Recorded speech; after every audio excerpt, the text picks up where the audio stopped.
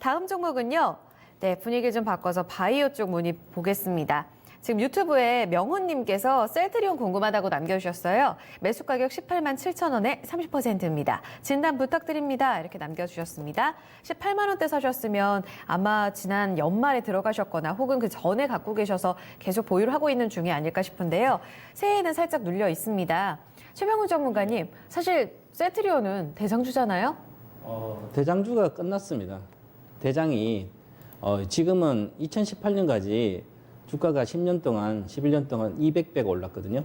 그러면 이게 만약에 고점 뚫고 가면 60만 원 가면 300배인데 네. 정말 실적을 또다시 강력한 실적을 보여주면 다 고점 뚫고 갈 수가 있지만 그러면 주가가 100배 올라가고 아예 없어지든지 근데 이 산업은 계속 성장하니까 바이오시밀러가 그러면 40만 원 근처에 갔을 때 네. 200배 올라가면서 모든 게 다 반영됐습니다. 5년 뒤에 예상 실적까지 다 반영된 상태인데 과거에 2017년간 5천억 정도 영업이익이 나왔는데 작년에는 4천억도 안 되거든요.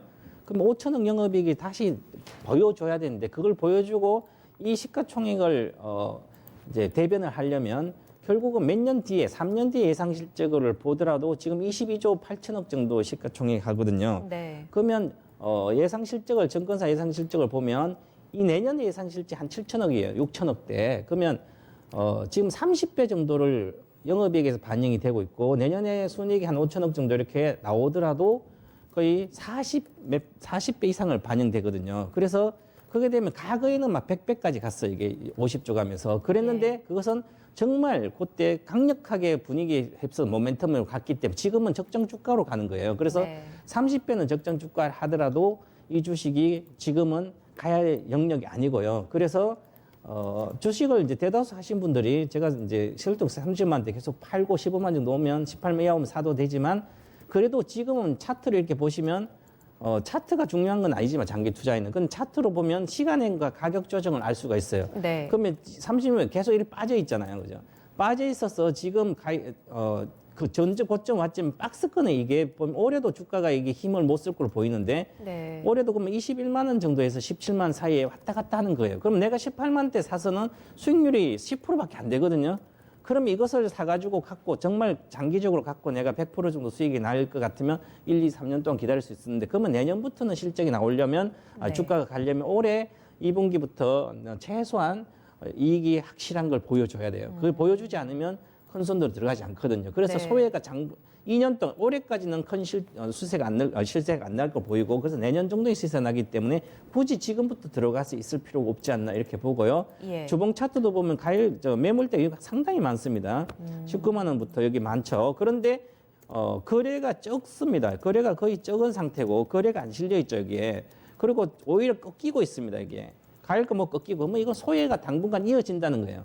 그래도 만약에 나는 몇 년 동안 들고 가겠다 그러면 오히려 비중이 30%니까 추가로 못 사겠지만 비중이 20% 있는 분들은 15만 이하로 간다면 또 더 사고 이렇게 하는 건 괜찮은데 지금은 재미가 없을 단계다. 그래서 좀 한 1년 정도 내년 여름까지 봐야만 수익률이 좀 나오지 않을까. 그래서 20% 정도를 보고 셀트론을 사서 자체로 수익을 나겠다면 셀트론 바이오준 사는 건 아니라고 저는 보기 때문에 그래서 오히려 반등할 때 본전 정도 팔고 나와서 단기 목표가 드리겠습니다. 단기 목표가는 사실은 가기가 쉽지 않은데요. 돌파를 18만 정도 한 5천 정도 되겠네요. 3천 원.